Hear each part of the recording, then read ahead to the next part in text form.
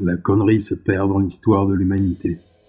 Commun dénominateur à toutes les civilisations, elle est l'élément qui relie les hommes et abolit les différences. Profonde, légère, héréditaire ou spontanée, elle se terre dans toute chose, des grands fondamentaux de nos cultures à notre quotidien minable. Si l'on est tous le con de quelqu'un, je me targue d'être le con de tout le monde, donc le plus à même d'en narrer les chroniques.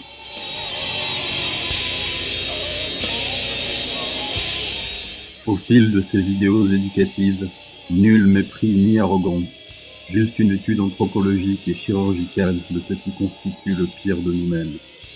L'amour, la liberté, la culture, la religion, les médias, que je dissocie de la culture à dessein, la politique, la justice et bien d'autres, autant de fertiles territoires où puiser matière. Comment définir une universalité de la connerie ? Est-ce que le fait d'aller à l'encontre de son humanité primaire ne constitue pas le premier pas vers cette béatitude crasse ? Y a-t-il un vaccin contre elle ? L'éducation et la culture nous en protègent-elles ?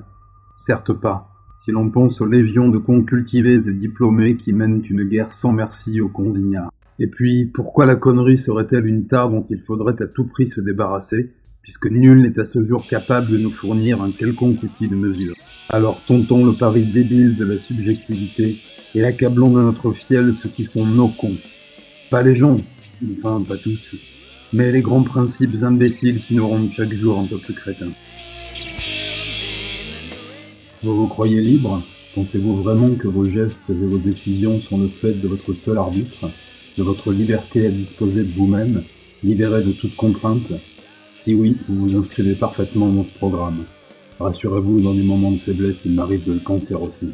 L'ethnocentrisme orienté et le néocolonialisme occidental, qui pousse le philosophe comme le banquier à propager sa démocratie calibre 44 comme leur race à peste bubonique, nous vendent la liberté en boîte, sublimée par de belles images, cette même liberté que les derniers siècles tentèrent avec un certain succès de nous imposer.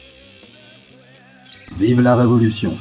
Qui, après le gavage idéologique des écoles, croit encore que Louis XVI ne fut pas un immonde tyran pervers ? Qui, après la bouillie prémâchée que nous vomissent les hussards noirs de la République, ne pense pas que la Révolution nous a apporté liberté, égalité et fraternité ? Oui, camarade con, tu peux maintenant élire ton maître et lui faire remettre la clé du coffre par d'autres argentiers. Mais eux, tu ne les as pas élus. Tu ne les éliras jamais d'ailleurs. Ce sont les mêmes qu'avant la Révolution, mais tu ne trouves pas ça étrange puisque tu as ta ration d'informations quotidiennes et que tes maîtres te disent que tout va bien, que tes libertés sont respectées et que tu peux aller bosser ou pointer au chômage tranquille dans un pays de droit. 60 millions de petites oies passent au gavage médiatique, la guillotine sèche de la lobotomie et, la colère anesthésiée, ils peuvent aller consommer en toute liberté. Oui, mon ami, la consommation, c'est la liberté. C'est ce pourquoi tu te bats chaque jour.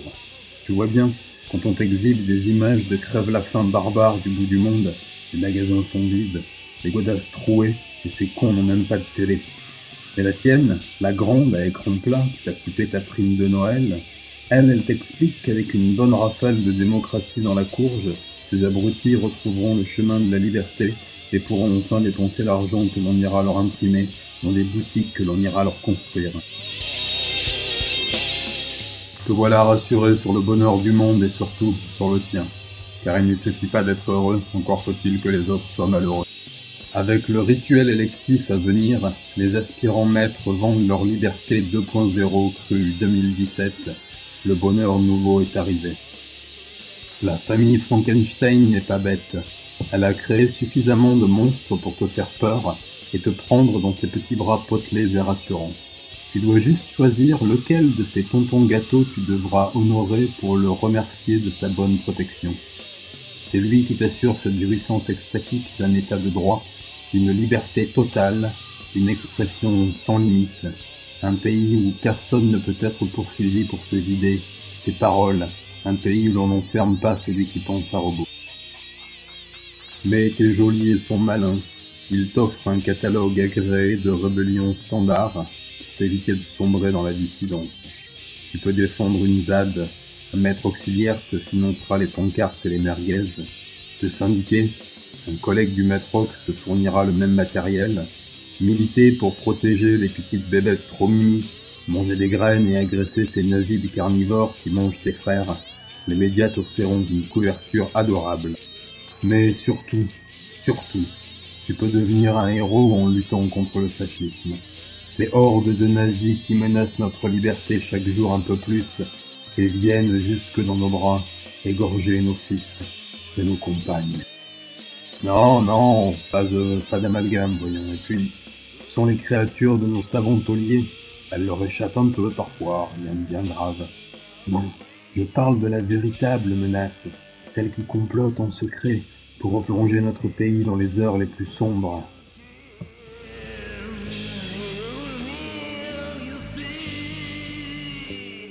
Tu vois que tu es libre, camarade. Le système t'a offert une laisse à enrouleur. Ça étrangle moins quand tu essaies de t'échapper. Rassurez-vous, je suis aussi con que vous. Mes cheveux et ma misanthropie me donnent parfois l'illusion d'être libre. Alors je bois, je me calme.